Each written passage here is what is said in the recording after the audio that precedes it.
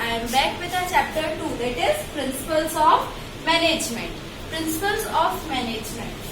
The basic rules or guidelines. The basic rules or guidelines which are used to perform management functions such as planning, organizing, staffing, directing and controlling. Principles of management क्या है? सबसे पहले हम समझ लेते हैं यहाँ पे कि प्रिंसिपल्स क्या है. प्रिंसिपल्स वो बेसिक गाइडलाइंस हैं, बेसिक रूल्स हैं जो एक मैनेजर के नॉलेज में होना बहुत ही ज्यादा जरूरी होता है. किस चीज के लिए जरूरी होता है या ये हमें क्यों जरूरी होते हैं? To perform management functions. क्या परफॉर्म करने के लिए? मैनेजमेंट फंक्शंस परफॉर्म करने के लिए. और ये फंक्शंस क्या होते हैं? Planning, organising, staffing, directing and controlling. ये कुछ फंक्शंस होते हैं मैनेजमेंट के. इनको परफॉर्म करने के लिए जो सच बेसिक रूल्स चाहिए होते हैं या गाइडलाइंस चाहिए होती हैं, वो सारे क्या कहलाते हैं? Principles of management.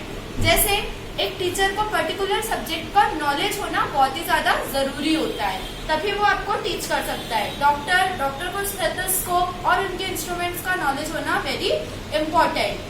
एडवोकेट को क्या जरूरी होता है कि उसे पूरे लॉ के रूल्स पता होने चाहिए. तो ऐसे मैनेजर को भी ये रूल्स पता होना बहुत ही ज्यादा जरूरी होता है. क्यों? To perform management functions. According to Hicks and Gullett ने हमें क्या बताया है? Principles of management are the guides. Principle of management are the guide for management action. And what are these management actions?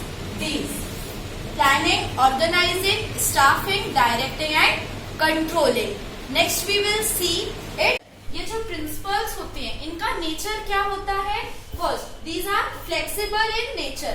हम इन्हें टाइम टू टाइम चेंज कर सकते हैं, ये एकदम रिजिड नहीं होते हैं. Next, dynamic.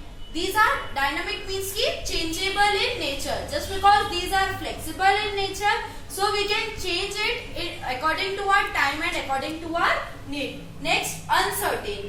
ये जो principles होते हैं ये uncertain होते हैं. किसी भी काम को लेके एकदम certainty नहीं होती कि ये काम करने से ये चीज होगी ही होगी. Next, universal.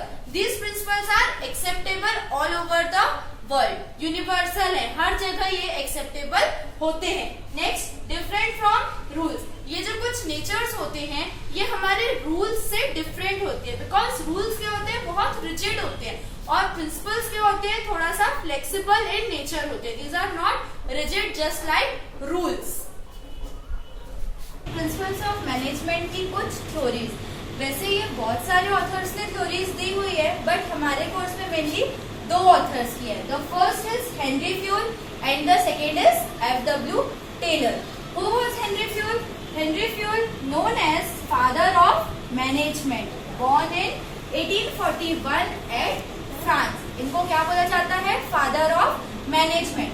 इन्होंने बेसिक जनरल प्रिंसिपल्स दिए थे, which are 14 general principles. Henry Fayol ने हमें 14 जनरल प्रिंसिपल्स दिए थे जिनको हम एक एग्जाम्पल के थ्रू समझेंगे. And what is that example? An industry which makes various types of garments. मेरी एक इंडस्ट्री है जहाँ पे बहुत सारे गारमेंट्स बनाए जाते हैं. अब मैं आपको इससे समझा रही हूँ general principles. Division of work. The first is division of work. सबसे पहले हमने क्या एग्जाम्पल लिया था? हमारी एक इंडस्ट्री है जहाँ पे वेरियस टाइप्स ऑफ गारमेंट्स बनाए जाते हैं. हेनरी फ्यूल के अकॉर्डिंग फर्स्ट प्रिंसिपल क्या कहता है कि डिवीजन ऑफ वर्क होना चाहिए. इसको हम कैसे समझते हैं? देखिए, सबसे पहले एक हम गारमेंट बनाने के लिए हमें क्लॉथ की जरूरत होती है. देन उसके पहले हमें क्या चाहिए होता है? कॉटन चाहिए होती है. तो डिवीजन ऑफ वर्क से क्या होगा कि हम हमारे वर्क को वेरियस पार्ट्स में डिवाइड कर लेंगे. कि एक बंदा है वो कॉटन अरेंज करेगा, उससे नेक्स्ट पर्सन क्या करेगा? क्लॉथ मेकिंग का काम करेगा. देन आफ्टर गारमेंट्स बनाए जाएंगे. तो सबसे फर्स्ट प्रिंसिपल क्या है हमारा? Division of work. हमारे वर्क को वेरियस पार्ट्स में, छोटे छोटे टुकड़ों में डिवाइड कर लेना. Next is authority and responsibility.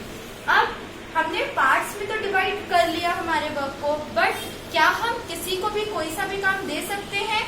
नहीं. इसके लिए पर्टिकुलर अथॉरिटी को अपॉइंट करना। इसको हम कैसे समझेंगे इस एग्जाम्पल से। टेलर एंड पैकेजिंग, जैसे टेलर का काम है तो स्टिचिंग करना, हम हमारे गारमेंट्स को स्टिचिंग करने के लिए किसको देंगे, टेलर को देंगे। उसको पैकिंग करने का काम हम किसको देंगे, हम एक पर्सन अपॉइंट करेंगे जो पर्टिकुलरली ओनली पैकेजिंग का काम करेगा। ना तो वो टेलर का काम कर सकता है, ना ही टेलर पैकेजिंग का काम कर सकता है। तो second principle is authority and responsibility, जो काम जिसके लायक है उसको देना।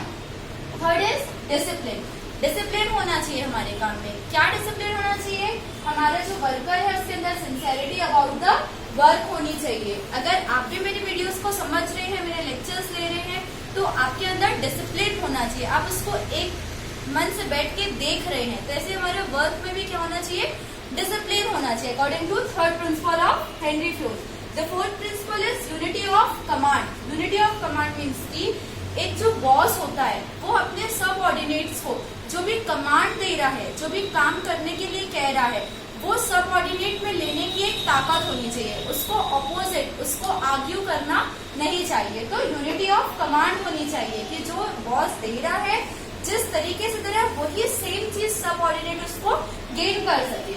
Next is unity of direction. Unity of direction में क्या है, वन हेड वन प्लान। आप इसको देख के समझेंगे तो आपको बहुत ही इजीली ये 14 जनरल प्रिंसिपल्स लर्न हो जाएंगे। One head one plan means की कोई भी एक ही बॉस होना चाहिए, कोई भी एक ही जन आपको डायरेक्ट करने वाला होना चाहिए, एक ही जन आपको कमांड देना चाहिए। अगर मैं ये एक्सप्लेन कर रही हूँ तो मैं एक सिंगल हूँ, मैं आपको एक्सप्लेन कर रही हूँ, 2-3 लोग नहीं। ऐसे हमारे वर्क में भी क्या होना चाहिए, यूनिटी ऑफ डायरेक्शन होनी चाहिए कि वन हेड होना चाहिए, वन प्लान होना चाहिए, one a single objective. Next is individual interest of subordinate. Individual interest of subordinate means की हमारा जो सबऑर्डिनेट है, हमारा जो वर्कर है, एम्प्लॉय है, उसके अंदर क्या होना चाहिए, ऑनेस्टी होनी चाहिए, सिंसेरिटी होनी चाहिए, लेजीनेस नहीं होनी चाहिए, तभी वो हमारे काम को बहुत अच्छे तरीके से कर पाएगा। अगर ये सारी चीजें उसमें नहीं है तो हमारा काम अच्छे तरीके से नहीं हो पाएगा। Next is remuneration of employees. Next principle of management is remuneration of employees, मतलब कि हमारे वर्क में हमारे एम्प्लॉयज के लिए पर्टिकुलरली एक टाइम टू टाइम उनको बोनस देना चाहिए। दिवाली, होली, दशहरा के टाइम पे उनकी सैलरी ऑलरेडी डिसाइडेड होनी चाहिए, मतलब कि उनको एक बहुत ही अच्छा पेमेंट देना चाहिए जिससे वो अपनी नीड्स को फुलफिल कर सके। Next is centralisation. Centralisation means की अथॉरिटीज इन रिस्ट्रिक्टेड हैंड, मतलब कि जो भी हमारी अथॉरिटीज हैं, जो काम जिसके लायक नहीं है वो काम उनको नहीं देना चाहिए। इसके पहले हमने देखा था अथॉरिटी वाला, तो यहाँ पे भी सेम वही चीज होती है फॉलो की जो काम जिसके लायक है उसी को देना चाहिए। Next is scalar chain. Scalar chain का मतलब क्या है, आप ये ट्रायंगल देख रहे हैं, ये ट्रायंगल में ए ऑर्डर दे रहा है किसको, बी को, बी ऑर्डर दे रहा है सी को, सी ऑर्डर दे रहा है डी को। इन दिस वे ये एक चेन चली आ रही है, ऑर्डर वाइज ऑर्डर हम एक के बाद एक को दे रहे हैं। यहाँ पे ए डायरेक्टली ऑर्डर एफ को नहीं दे सकता है, ना तो सी डायरेक्टली ऑर्डर ई को दे सकता है, सेम उसी प्रकार से यहाँ पे एन एल को नहीं दे सकता है, टी एन को नहीं दे सकता है। मतलब कि एक लाइन होनी चाहिए, एक स्केलर चेन बनी हुई है, यहाँ से ये ऑर्डर यहाँ पे फ्लो हुआ, इसके बाद ऑर्डर यहाँ पे आया। अब अगर हमें कोई चीज ऊपर हमारे बॉस तक पहुंचानी है तो वो हम कैसे पहुंचाएंगे, इस चेन के थ्रू पहुंचाएंगे। It is known as scalar chain. And the next is order. Order क्या है, a place for everyone and everyone in his place. हर एक बंदे के लिए, हर एक एम्प्लॉय के लिए पर्टिकुलरली एक जगह होनी चाहिए और उस जगह में वो होना चाहिए। It is known as order. Next is equity. Equity क्या है, सिमिलर ट्रीटमेंट फॉर एवरीवन। हर एक एम्प्लॉय के लिए, हर एक वर्कर के लिए, हर एक लेबर के लिए सेम टाइप ऑफ ट्रीटमेंट होना चाहिए। किसी को ज्यादा सैलरी, किसी को कम सैलरी, किसी के लिए ज्यादा सिंपैथी, किसी के लिए कम सिंपैथी, ये नहीं होना चाहिए। हाँ, सैलरी डिफरेंट हो सकती है according to their work, but उनको देने का तरीका, उनको ट्रीट करने का तरीका डिफरेंट नहीं होना चाहिए। All workers must be treated as same.